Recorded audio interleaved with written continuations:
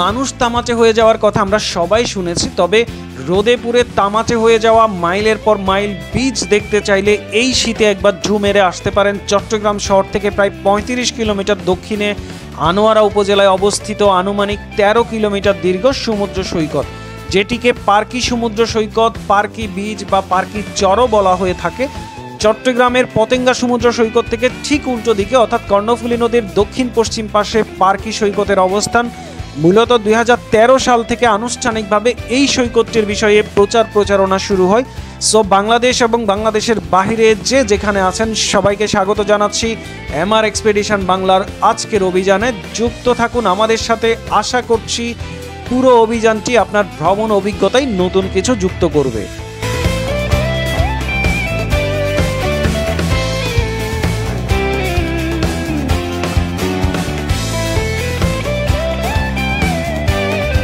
চট্টগ্রাম শহর থেকে পার্কি সমুদ্র সৈকত যাওয়ার জন্য আপনি অনেকগুলো অপশন পাবেন। এর মধ্যে বহদ্দারার বাস টার্মিনাল থেকে বাসে আপনি রাঙ্গাদিয়া পৌঁছে সেখান থেকে সিএনজি চালিত অটোরিকশা যোগে পার্কি সৈকতে যেতে পারেন।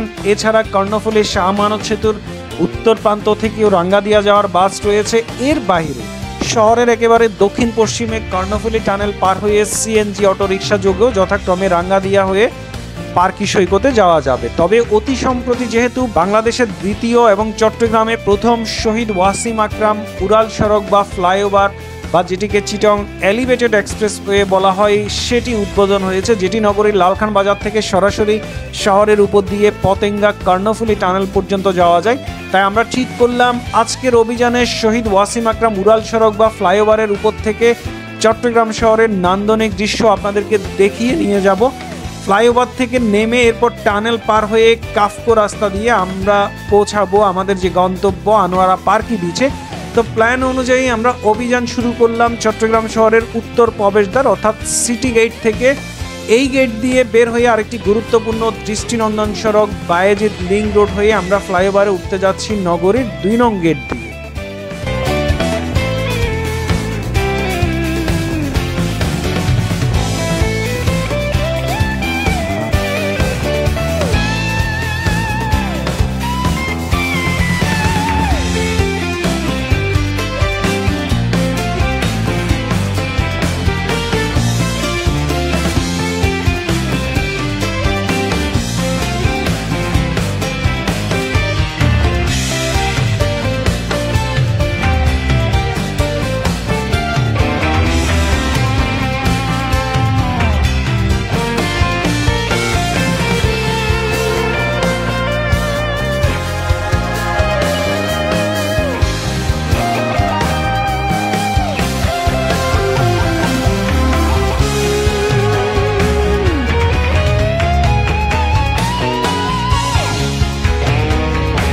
দর্শক, ফ্লাইওভার থেকে নেমে আপনার হাতে যদি সময় থাকে তাহলে একবার চক্কর দিতে পারেন বাংলাদেশের অতি প্রত্যাশিত একটি সি বিচ পতেঙ্গা সমুদ্র সৈকত থেকে।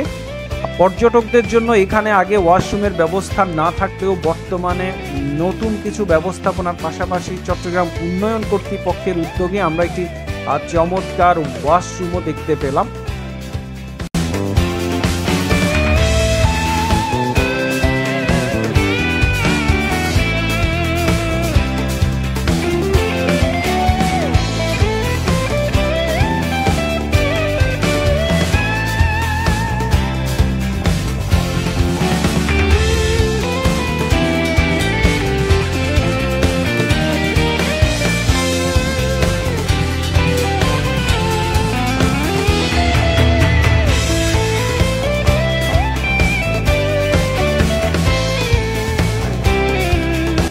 পতেঙ্গা সমুদ্র সৈকতে ৩০ মিনিটের যাত্রা বিরতি শেষে টানেল ধরে আমরা আবার রওনা করলাম গন্তব্যের উদ্দেশ্যে।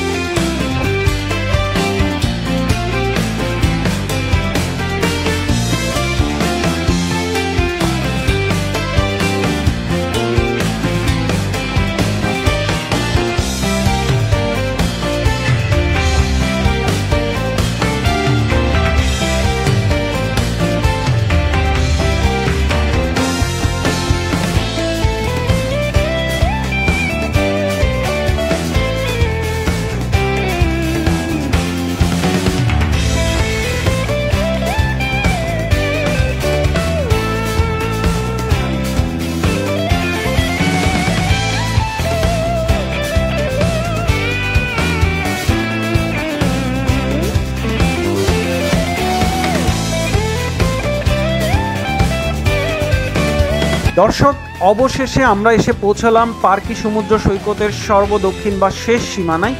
এই অংশে বা শেষ সীমানায় সাধারণত পর্যটকগণ কম আসেন।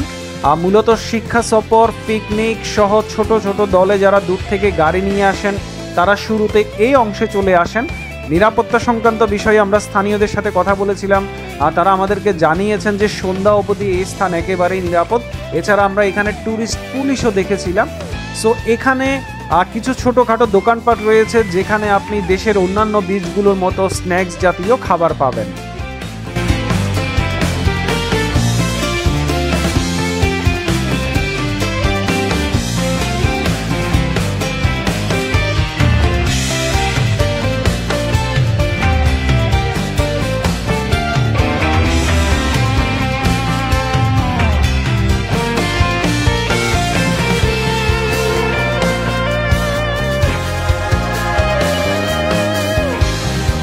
মূল সৈকতে যাওয়ার জন্য এবার আমাদেরকে অন্তত 3 মাইলের মতো উত্তরে, অর্থাৎ যেদিক থেকে আমরা এসেছি সেদিকে যেতে হবে।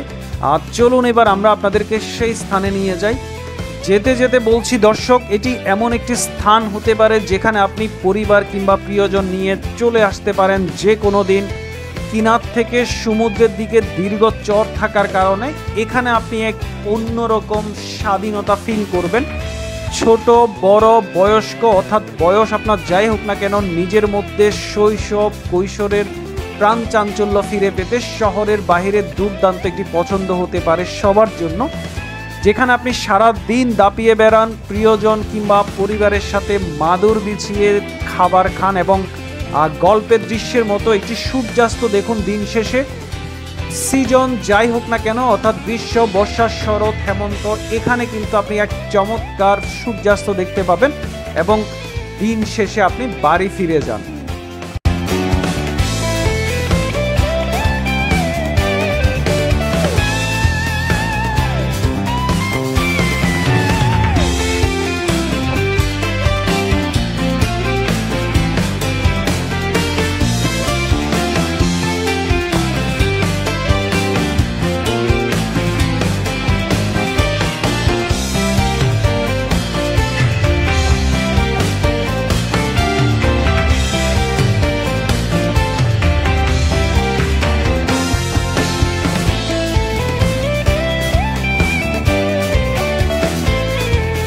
দর্শক, এই দৃশ্যটি দেখুন, কোনো কালার ইম্প্যাক্ট বা কৃত্রিমতা ছাড়াই সূর্যাস্তের পরের দৃশ্য এটি। মনে হচ্ছে যেন ঐতিহাসিক কোনো গল্পের দৃশ্য।